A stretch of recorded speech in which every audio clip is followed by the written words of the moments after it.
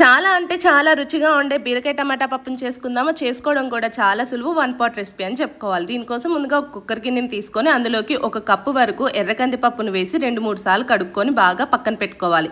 ఇందులోకి ఒక 2 నుంచి 3 వరకు పచ్చిమిరపకాయ చీలికల్ని, ఒక 5 నుంచి 6 వరకు వెల్లుల్లిపాయ రెబ్బని, ఒక పెద్ద సైజు టమాటాని, అలాగే ఒక బీరకాయ తరుగును కూడా వేసి చిటికెడంత పసుపుని, 1 స్పూన్ వరకు జీలకర్రని, కాస్త ఇంగువాని, తగినన్ని నీళ్ళని కూడా పోసుకోవాలి. 1 గ్లాసు పప్పుకి మనకి 3 గ్లాసులు నీళ్లు పడతాయండి. తర్వాత మూత పెట్టేసి స్టవ్ వెలిగించి కుక్కర్ గిన్నెని పెట్టుకొని ఒక 5 నుంచి 6 విజిల్స్ వచ్చేంత వరకు ఉడికించుకోవాలి. ఈ పప్పు అంతా ఉడికిపోయిన తర్వాత ఒక కడాయిని పెట్టుకొని ఇందులోకి కాస్త ఆయిల్ని వేసుకోవాలి. ఒక 2 టేబుల్ స్పూన్ వరకును.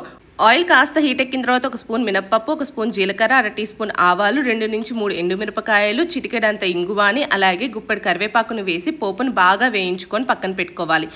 ఈలోపు పప్పు గుత్తితో పప్పును బాగా మెదుపుకొని ఈ పోపు మిశ్రమంలోకి పప్పును ట్రాన్స్ఫర్ చేసుకొని తగినంత ఉప్పుని, కారాన్ని కూడా యాడ్ చేసుకొని దింపేయడమేనండి. అంతే, ఎంతో టేస్టీ అని బీరకాయ పప్పు అయితే రెడీ అయిపోతుంది. చాలా అంటే చాలా రుచిగా ఉంటుంది, కమ్మగా ఉంటుంది. దీంట్లో కప్పడం కానీ వడియాలు నంచుకొని తింటే నా భూతో నా భవిష్యత్తు అంత బాగుంటుంది. కాస్త సబ్స్క్రైబ్ చేసుకోవచ్చుగా.